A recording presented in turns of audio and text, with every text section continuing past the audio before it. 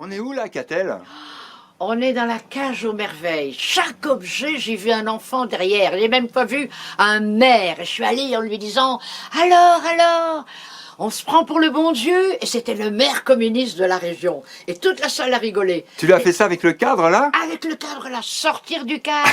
On peut pas être punisé comme ça, comme le calendrier des pompiers. Voilà, il faut toujours sortir du Et tu cadre. lui as mis devant ou c'est toi qui t'es mis dans le cadre? Non, c'est moi qui me suis mise dedans et puis je lui ai mis autour du cou. Et toute la salle a applaudi parce qu'être le bon Dieu quand on est communiste, il y a la métamorphose, il y a que la poésie qui fait ça. Bon alors, on va le dire, Voilà. Catel, en fait, t'es Une acupunctrice, une faiseuse de rêves, une accoucheuse de merdier pour en faire des étoiles. Tu marches avec moi dans une bouse de vache et il en sort des lingots d'or. Bon, on peut dire que tu as passé l'essentiel de ta vie quand même avec lui là-bas, avec Glenmore. Glenmore, oui, qui était magique mais d'une autre façon. Et alors? C'était quand même c'était extraordinaire. Puis c'était l'épopée, le chant des cathédrales. C'était quand même le granit. C'était ressortir le peuple qui était roi de sa gangrène, quoi. Quand il était, voilà. Et puis alors le pamphlétaire contre Paris. Moi je suis contre rien. Je suis pour, et surréaliste puisque je viens de Belgique. La chance qu'on a eue, c'est qu'un Glomélois rencontre une petite Wallonne. Et ça a fait beaucoup de choses. Et pas que un fils et une fille. Non, voilà. Toute une histoire. Toute une histoire de générosité, de folie. Quand on revenait de spectacle, tous les soirs, il me demandait « Catloche, est-ce que j'ai bien fait mon travail ?»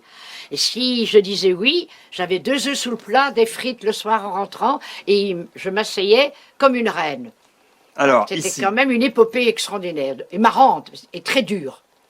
très dur, parce qu'il était dur, Glenmore. C'était un rock. C'était un rock, et puis c'était... personne ne l'écoutait, on le prenait pour un fou, qu'on croyait qu'il gueulait pour rien, qu'il était à côté de ses pompes, que c'était un séminariste qui tout d'un coup avait décroché. On ne voyait pas, au fond, l'humaniste, le prêtre blanc, Au fond, il est seulement d'avant-garde. Et moi, je dis ça pas parce que je suis la femme de Glenmore. La femme de Glenmore, c'est la Bretagne. Parce que toi, t'es Montessori. Oui. Tu as suivi une formation de l'école Montessori. Ah oui, une des premières à Waterloo, Morne-le-Plain, où Glenmore venait m'attendre devant l'école et tous les gosses croyaient qu'il était russe.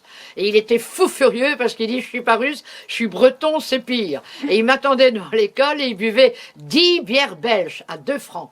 Special Arts. Et il gueulait, il crevait mes pneus de voiture pour que je sois en retard à l'école, pour être rayé de l'enseignement, ce que j'ai été.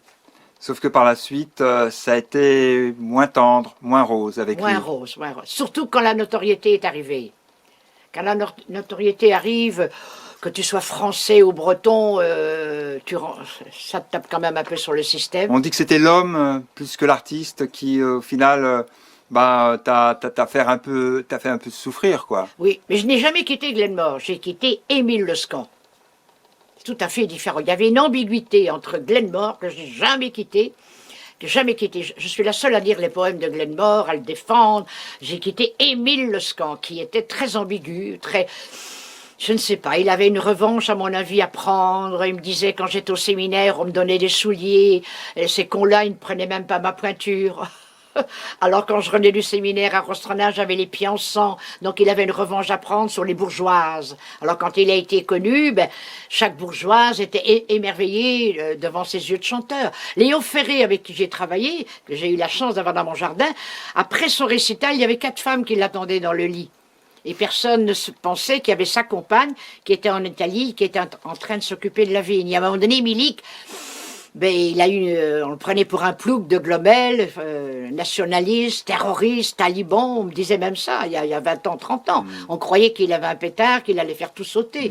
Moi, dans certaines écoles, on ne me prend pas, parce qu'on croit, comme je suis la femme de Glenmore, que j'arrive avec une bombe de FLB, quoi. Ma bombe, elle est mentale, elle est littéraire, quoi. Mais elle est surtout intellectuelle, ta bombe, Catel. Oui, et j'espère généreuse. Je voudrais dégouliner, moi, comme du sucre, de la cassonade, voilà, comme Yolande Moreau.